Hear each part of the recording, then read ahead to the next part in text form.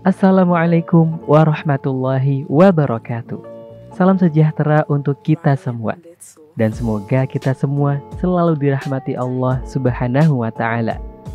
Pemirsa BRTV, dalam episode Para Pencari Pahala kali ini akan berbagi cerita, ilmu dan pesan dari Yayasan Pencinta Yatim dan Duafa Indonesia Tercinta, Pay Do It, tentang bagaimana mencari keberkahan pahala dengan berbagai manfaat dan kebahagiaan kepada anak-anak yang membutuhkan.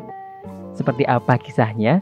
Saksikan Para Pencari Pahala hanya di BRTV. Assalamualaikum warahmatullahi wabarakatuh. Perkenalkan, nama saya Zulhaq Ramadan. Saya co-founder Pecinta Anak Yatim. Saya tinggal di Cengkareng. Saya juga sehari-hari direktur di Pecinta Anak Yatim.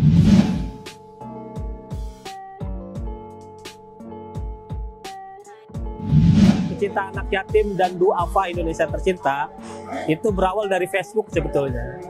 Karena kepedulian kita ngelihat anak yatim itu cuman dikumpulin ketika momen-momen tertentu, nggak ada yang ngurusin harian mereka.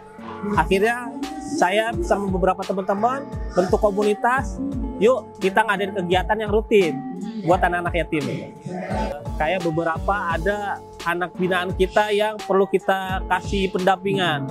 Contoh ya, ada salah satu anak namanya Lukman.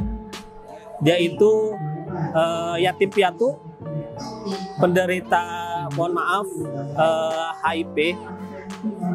Dia diasingkan oleh keluarganya, terus kontrakan nggak ada yang mau nerima dia. Akhirnya kita bikin rumah manfaat, sekaligus rumah singgah dia. Dan itu kita dampingin, kita advokasi kesehatan. Itu salah satu motivasi lah. Saya yakin ada banyak kisah Lukman yang lain di sana itu. Itulah kenapa Paya hadir.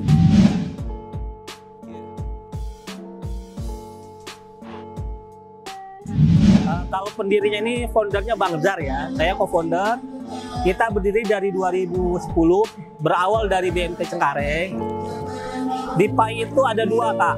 Ada pengurus, ada relawan. Kalau pengurus, kita juga bekerja sama lagi. Kita punya rumah belajar. Kita ada 14 rumah belajar, dan itu pun ada pembinanya. Kalau relawan ini, alhamdulillah relawan seperti hari ini, itu mereka yang nggak terikat sama kita. Mereka masing-masing punya profesi gitu kan. Tapi ketika berkegiatan mereka mau gabung gitu. Kalau relawan itu banyak, bahkan sudah puluhan ribu lah semenjak PAI ini berdiri gitu. Kalau struktur yayasan, ada pembina, ada manajemen kita bilang, terus ada pendamping atau pengasuh rumah belajar. Nah, kalau relawan ini nggak masuk dalam struktural sebetulnya.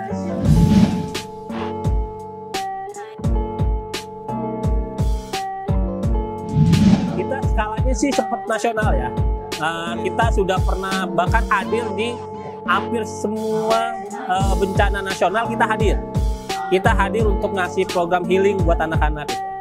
Tapi kalau untuk perwakilan, kami baru ada di beberapa kota aja, seperti di Surabaya, di Malang, di Tasikmalaya, di Bandung, di Solo. Pusatnya di Jakarta.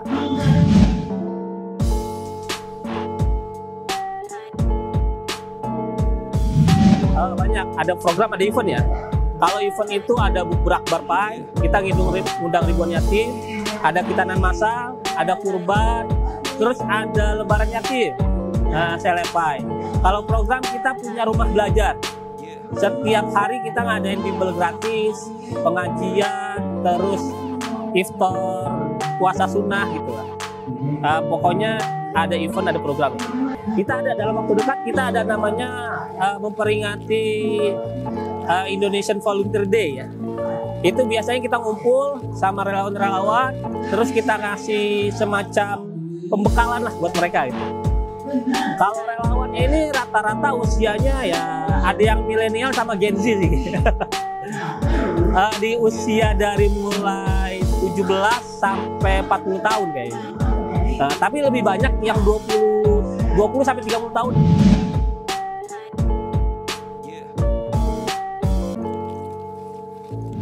Enggak sih, yang pasti kan sasaran utama kita anak yatim, piatu, duafa. Tapi juga ada anak-anak lain yang misal mereka punya prestasi, terus kita apresiasi itu kan. Atau ada juga anak-anak dari para pengajar kita. Nggak terbatas kok kita. Kita mau fokusnya yang utama itu adalah pemberian beasiswa. Kita ada beasiswa namanya beasiswa Laskar Langit. Itu setiap bulan kita rutin ngasih beasiswa buat mereka, terutama yang mau di pesantren. Sama beasiswa untuk melunasi biaya tunggakan sekolah tiap bulan, karena kan belajar mereka juga rutin. Kalau untuk yang besarnya, itu ketika ada acara besar itu bukber, itu kita sekaligus menghimpun juga dana beasiswa. Kalau yang lain yang bulanan itu biasanya ya donasi nggak terikat aja lah, khusus buat beasiswa itu.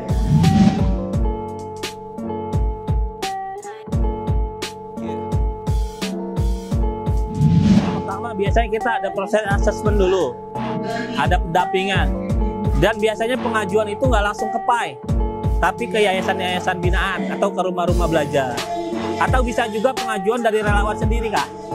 Jadi relawan pengajuan, nanti kita ada proses asesmen, proses survei, kita cek dulu apa yang menjadi kebutuhannya, baru kita bisa berikan bantuan atau beasiswa.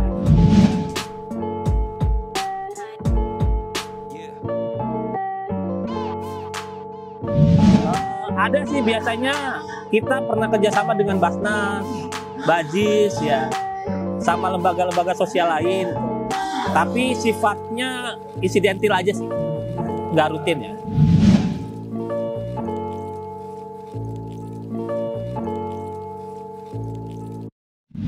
Bisa langsung datang aja ke sosmednya kami, ig@pecintaanakyatim.com, atau di web kami pecintaanakyatim.org. Itu juga bisa ada, Kak, ada donasi untuk crowdfunding di sana. donasi.pecintaanakyatim.org. Ya, kami sangat terbuka dengan segala kontribusi ya. Nggak harus besar kok buat nyaturin anak yatim. 5.000, 10.000 juga sangat membantu gitu. Surga itu terlalu luas, Kak, kalau buat kita sendiri gitu. Makanya kalau bisa kita ajak sebanyak orang buat masuk surga bareng-bareng yuk gitu.